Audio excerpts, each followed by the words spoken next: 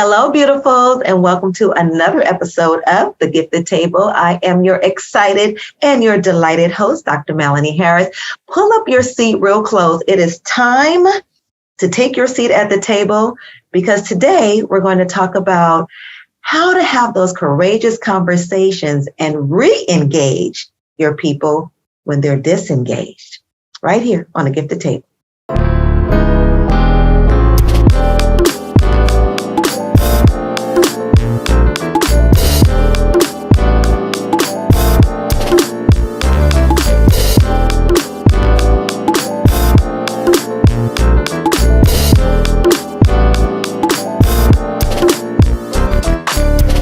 All right, beautifuls, and who better to lead us through this discussion, to have some real girl talk, to have some real leader-to-leader talk than the one and only. Welcome her back to the table, the beautiful Dr. Lafaye Platter. Welcome, Queen. Thank you for having me back. Great to be back. You know, people are really kind of disengaged in their leadership, not only just the leaders, but their team, their staff members. And how do we do that? Please share with the people what you were just sharing with me, madam. Well, this period of time since COVID has been coined the Great Resignation. Approximately a quarter of the workforce in the U.S. quit their jobs in 2021. That's unheard of in U.S. history. And even the people who are still working are doing something called quiet quitting. They are not engaged in their work.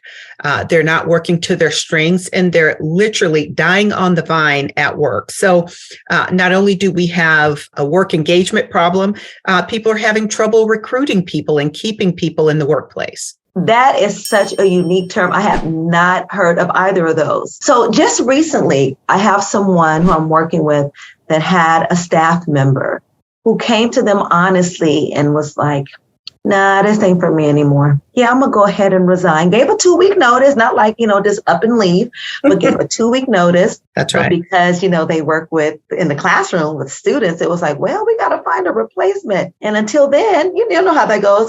We're going to hold you to your contract until we find someone. Yeah. When I say this person was like, I'm out. I know. Well, I think you're lucky if you have someone who recognizes that they're not able to work to their strengths. Absolutely. And they give you notice and they choose to go down a different path, because there's nothing more difficult than walking crooked through life in a job that doesn't suit us. However, as leaders, we can certainly make the workplace more engaging for people so that they don't do that quiet quitting. And quiet quitting manifests when you hear people say things like, I'm just doing my job. I'm staying in my lane.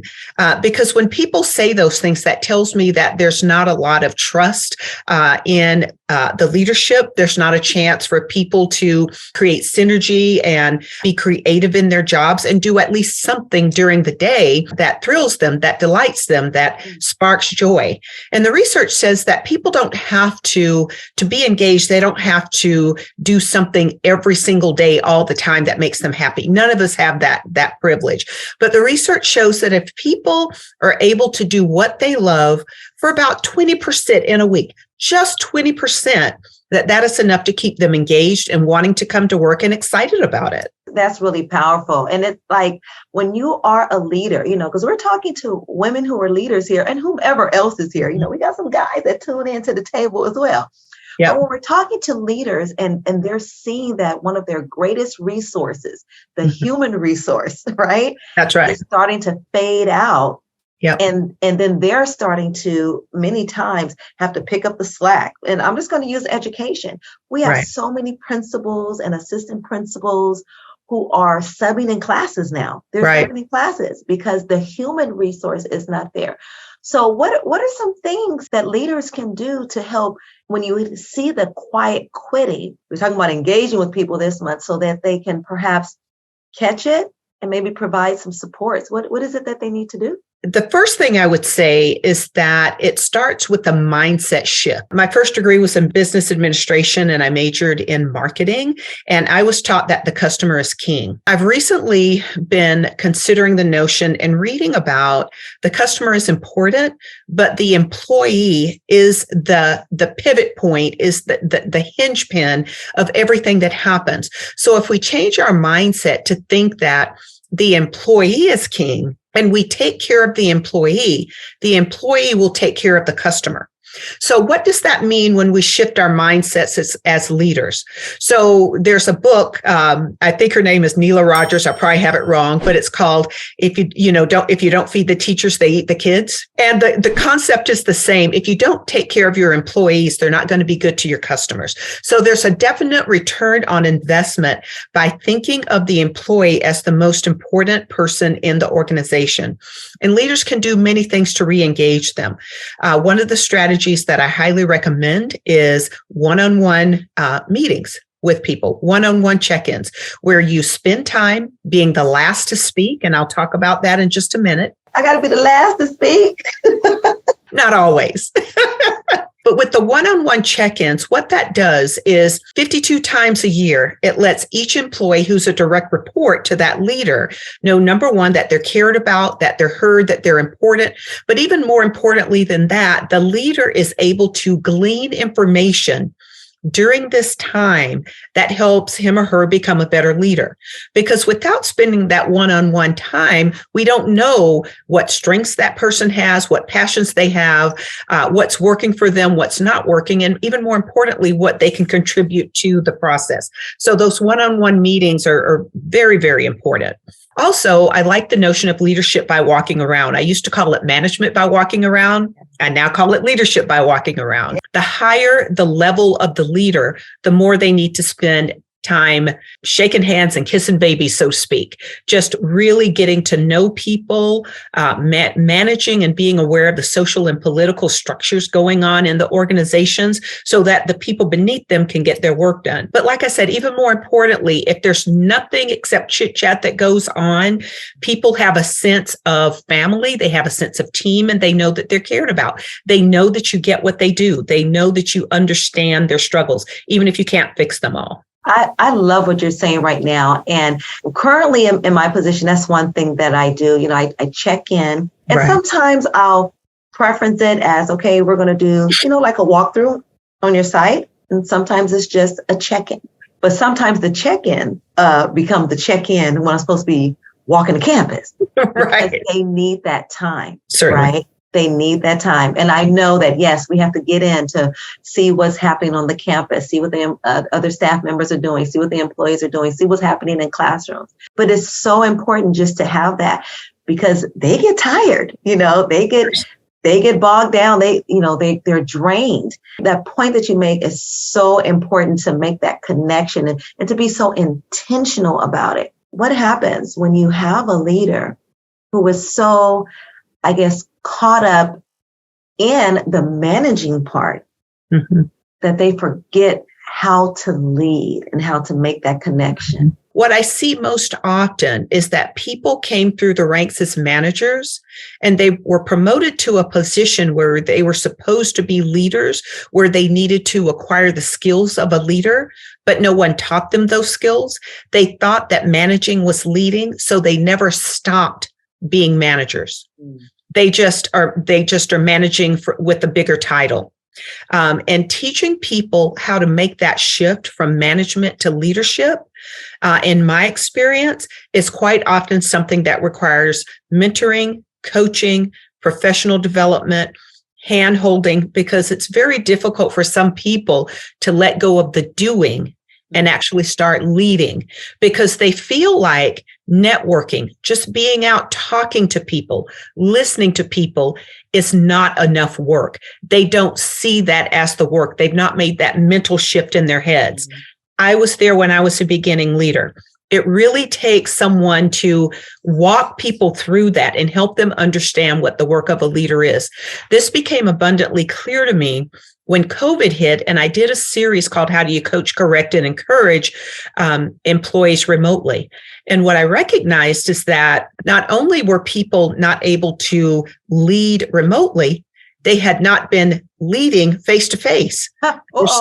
They were still doing, and they were still managing. So you caught that in your conversations with people. Of course. COVID really did reveal a lot of things about people. It did. It absolutely did. I would say that people learned some things about their style and skill sets that they needed to grow during COVID that hopefully they took with them when things opened back up in person. Not everything that happened during COVID was bad. There were definitely some unintended benefits. But that's the part where we just have to be so self-aware. That self-awareness, that self-management. Mm-hmm. As leaders, if we don't have it within ourselves, we won't be able to recognize it. But when you made the point about people not having maybe the training or the opportunity to know how to recognize these things, to know how to lead because they were placed in a position, appointed in a position, applied for a position and interviewed very well. Yeah. But yet they still did not have that leadership skill set. How do you switch that so you can start engaging people? Because even that sometimes can cause people to disengage. People will just do what you want them to do because, you're the boss, but not because they have ownership of it. So I want to clarify, when I say leadership, I don't mean command and control, because there are times when leaders have to use command and control, but it should be rare because that's power lost. Every time a leader uses command and control, they use up a little bit of power. Most often, they should be using collaboration and their influence. From the trust that they have built. And that is a huge process for a leader to gain that. The system often rewards people not being leaders, because if we think about when people promote from within, they're promoted from within because they're good at doing certain things.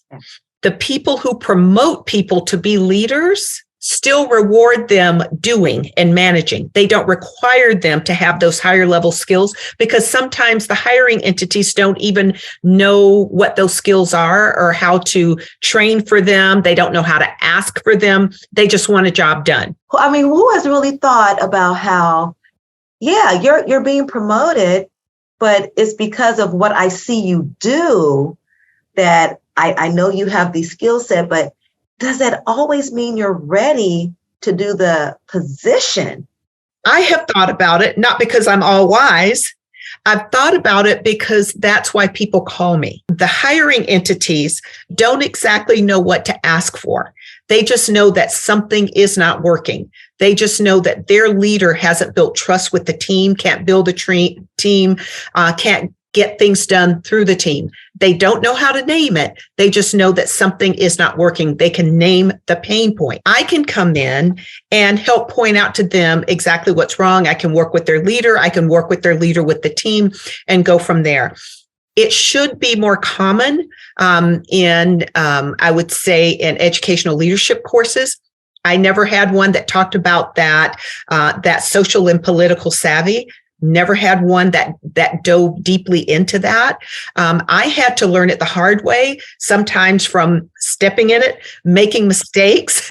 Unfortunately, none of those errors were critical errors. I have to say, I was covered and protected in those times, but I learned from those times, and I learned to be much more aware. I learned I started reading things. Fortunately, like most of us, I had some really good mentors along the way who said very kind things to me, but also said the difficult things that I needed to hear to grow. And I'm still there. I'm still learning and growing. And I'll do that until the day that I die. And I think that is kind of the mindset that we as leaders have to have. If something's not working, why isn't it working? It starts with me. Like Michael Jackson, man in the mirror kind of thing. We have to kind of start there, know thyself.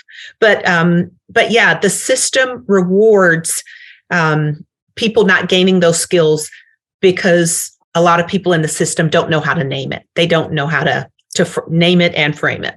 And now I'm wondering how many times has someone been in a leadership position, be it, the leader of a company, the leader of a department, even the leaders at home, we're leaders at home, or just That's leaders right. amongst our friends, but we don't have that skill set, or didn't even realize that we needed to have a certain skill set to be more effective, to build more capacity.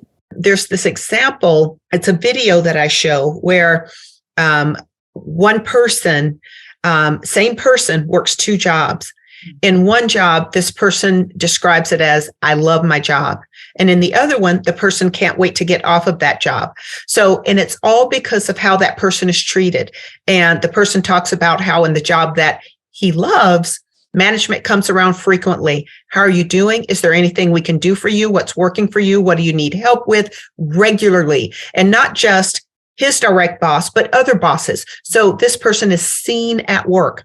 This person works another job, very similar industry, and can't wait to go home because it's all about what he's not doing right. There's no engagement. There's no seeing him as a person. So when you have the same person behaving and responding differently in two different situations, that tells me that it's not the person, it's the leadership. So that gives me hope for any industry when we know that just by teaching people to put on some different skills and a different mindset, that it can change the world. It can change the world of work. It can stop the quiet quitting. It can reduce stress for everybody. People can go home happy and engaged, tired, not doing what they want every day, but wanting to come to work the next day. And like I was said at the beginning, it takes only about 20% of what people do to their strengths to have them feel that engagement at work. Okay, so I'm going to flip the script on you just a little bit. Okay. Just a little bit. How can a leader engage with others when they're doing all those things you said? Mm-hmm. They're being intentional about connecting with people. They're going to people. They're checking in with people. Mm-hmm. But they're working with a team or with a staff or with a group that has just such an ingrained disdain for leaders or administration, right. That nothing that they do is good enough, even when they're going above and way beyond and trying their best. How do you keep the leader engaged when you have people who just are adversarial and find pleasure in not engaging and just causing so much havoc for the leader? Yeah. So that never happens, but she said jokingly. Anyway. So, I'll start just by saying culture trumps everything. And that's kind of the point that you're making. So if you're in an organization that has eroded trust with people, either by sins of omission or commission or whatever, it doesn't matter. As a mid-level manager, if you're not the top leader, you're going to have to do the best that you can with your team, but it will take a long time because the people have been taught that they can't trust leadership. It's going to take you longer to build trust, but what you do is the same. It is absolutely the same. And you can actually have a small pocket of a functioning department within a very dysfunctional system. However, now let me bring it in closer. Let's say you inherit a department, an organization, or a school or whatever it is, where you have people who take pleasure in being adversarial. I'll say that those people exist. There are some people who have mental illnesses. There are people who have oppositional defiance disorder. There are people who are narcissists. There are people, and they are in our organizations. So when you find that, you want to do the same steps, start with the willing. Some people you just have to marginalize. You have to not let them put you off of your game, and then deal with those people as a side project with the support of human resources and whoever your bosses are. But you know it and I know it. When you have those people, it takes a long time to get others to attach to you and not to them. It's not an easy journey. If people higher up don't take a stand to get rid of those people, if they allow them to continue to ruin the culture, sometimes it's time to change jobs. there's some things that you can't fix by staying there. Yeah, it's like an infection, Mm-hmm. It's like an infection. It will just continue to grow and the That's mass right. will get bigger.